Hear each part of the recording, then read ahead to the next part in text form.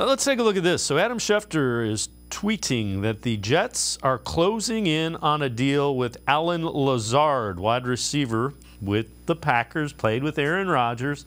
They're also expected to negotiate and try to land Randall Cobb.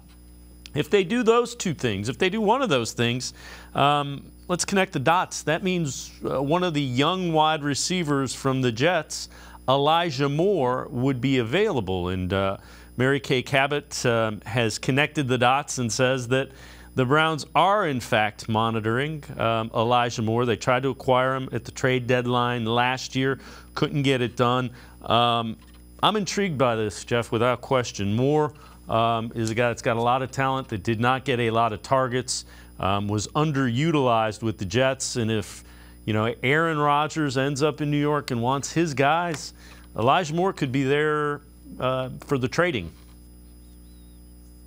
Well, first things first, with Aaron Rodgers, this kind of goes, back to the old high school movie down in Virginia, with Denzel Washington, when they came in, the defense guys, we got our own people.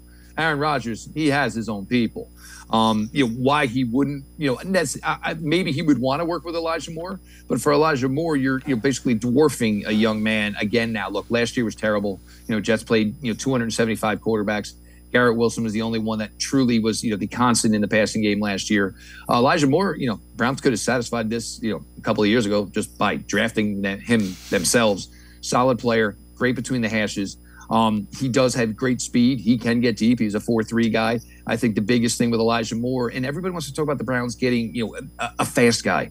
Well, instead of always, worried about challenging 100 yards, how about 52 yards wide? And a guy like Elijah Moore totally can do that. Look, Mary Kay, she's kind of like a dog with a bone on this one. She does not want to seem to let this go. Other outlets, maybe whether it's in New York, they keep trying to downplay it like it's not much of a possibility. Mary Kay's not pulling this out of anywhere. Obviously, there's got to be, there's got to be a little smoke to a possible fire here. And until we hear otherwise, look, if it's possible, and if 42 could get it done, because I doubt 90, some fans, you can get it for a day 3 pick. I'm not sure if a day 3 pick is going to get it done. But of course, if you had asked me if Darren Waller was going to go for pick 100 in this draft, I probably would have laughed at you there too.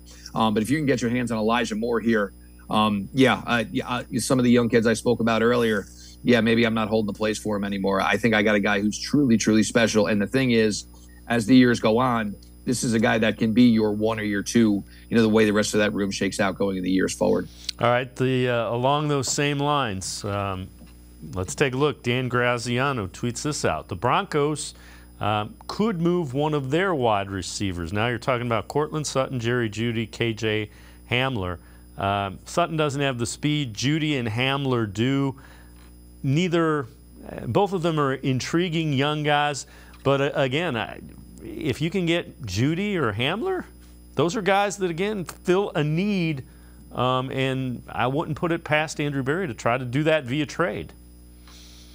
Well, first things first, I don't believe Jerry Jeudy is available. If Jerry Jeudy is available, absolutely, you were taking that phone call. You were making that phone call. As the year, got worse and worse for Denver last year, the only bright spot towards the end of the year was really Jerry Jeudy.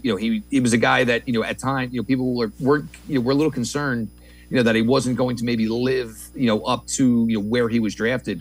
It certainly looked like he was going to be as the year closed out.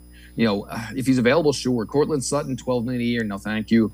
KJ Hamler, yes, there's been some nice moments with KJ Hamler, but now you're getting closer to more money to KJ Hamler, where you have these guys already in the fold who are a lot cheaper, and you have 4 or 5 of them.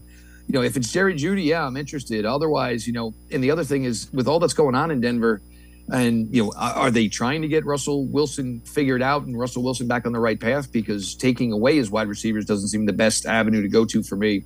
But, Jerry Jeudy, there's a lot of appeal there.